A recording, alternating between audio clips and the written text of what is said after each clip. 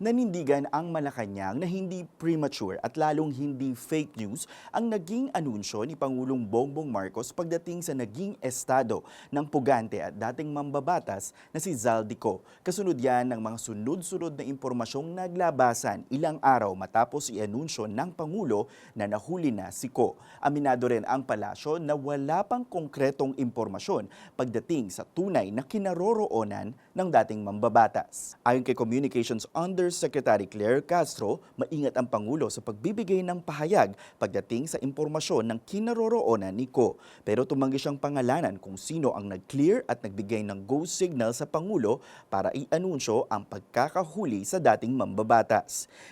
Okay. Gusto rin natin liwanagin dahil na maraming nagsasabi na ang Pangulo daw mismo ay nagbigay ng fake news.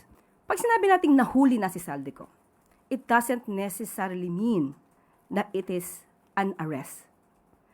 Ang nahuli na salita ay very general. So kapag nahuli, pwede nating sabihin na napahinto, na-stop, na-prevent sa pagkilos, at hindi mali ang Pangulo sa kanyang inulat noong April 16. Hindi rin daw si Pangulong Marcos ang gumamit ng salitang aresto, pero aminado siyang naging ganito ang interpretasyon maging ng Presidential Communications Office o PCO. Pero nagmatigas ang Malacanang na walang dapat itama si Pangulong Marcos. We will bring Zaldico home, and we will do so in accordance with the law. He will answer to the Filipino people. Ano ba ang inanunsyo ni Pangulo? Hindi po ba ang inanunsyo ng Pangulo unang-una ay nahuli si Zaldico? Totoo naman. Di po ba? Nasa kustodiya ng Czech Republic si Zaldico. Totoo naman. At ang sabi ng Pangulo, nakikipag-coordinate tayo sa Czech Republic. Totoo naman. So anong premature doon? Walang premature doon. Anong nais ng Pangulo? Madala at mabalik si Zaldico dito sa Pilipinas. Tama. Walang pagbabago doon. Hanggang ngayon, yun ang nais din natin. So anong premature doon? Walang premature doon.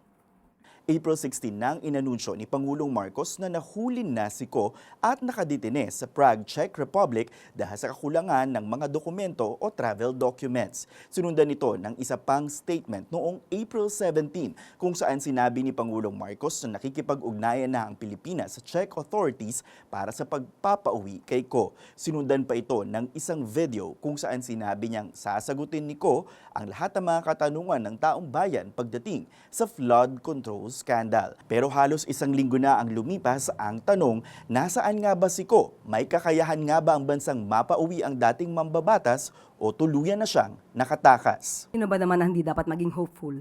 Lahat tayo dapat hopeful. So yun na lang natin. Ang gusto natin, maiuwi dito si Zaldico at yun ang nais ng Pangulo.